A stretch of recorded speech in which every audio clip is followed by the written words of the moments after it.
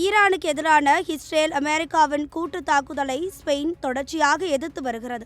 இதனால் கோபமடைந்த இஸ்ரேல் அதிபர் நெதன்யாகு ஸ்பெயின் இஸ்ரேலுக்கு எதிராக நின்ற உடனேயே நடந்த மின்வெட்டுகளையும் மர்மமான ரயில் விபத்துகளையும் ஒருபோதும் மறந்து விடாதீர்கள் என்று பகிரங்கமாக எச்சரிக்கை விடுத்தார்.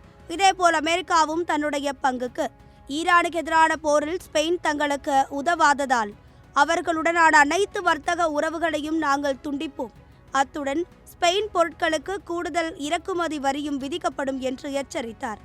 இரண்டு நாடுகளும் ஸ்பெயினை மிரட்டி வந்த நிலையில் ஸ்பெயின் சீனாவுடன் கைகோர்த்து அதிரடி காட்டியுள்ளது. சீனாவுடன் கைகோர்த்தது குறித்த பத்திரிகையாளரின் கேள்விக்கு ஸ்பெயின் அதிபர் பெட்ரோ சான்செஸ், நான் ட்ரம்பிற்கு எதிராக குரல் எழுப்பியதால் எங்களுக்கு அச்சுறுத்தல்கள் வரக்கூடும் என்பது வெளிப்படையானது.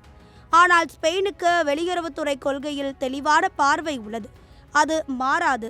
ஸ்பெயினுக்கு சீனாவுடன் என்றும் வலுவான பிணைப்பு இருக்கும் என பதிலளித்தார். இந்நிலையில் ஸ்பெயினுக்கு ஆதரவாக சீனா நேரடியாக பேசியிருக்கிறது. இது குறித்து சீன அதிபர் ஜின்பிங், ஸ்பெயின் வரலாற்றின் சரியான பக்கத்தில் நிற்கிறது, அது மிகவும் நியாயமான நாடு. சீனா ஸ்பெயினுடன் நிற்கிறது.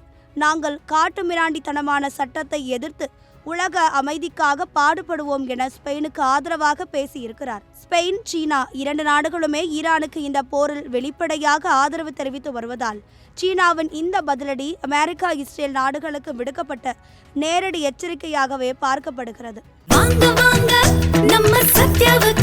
உங்கள் சத்யாவின் தமிழ் புத்தாண்டு சூப்பர் ஆஃபர்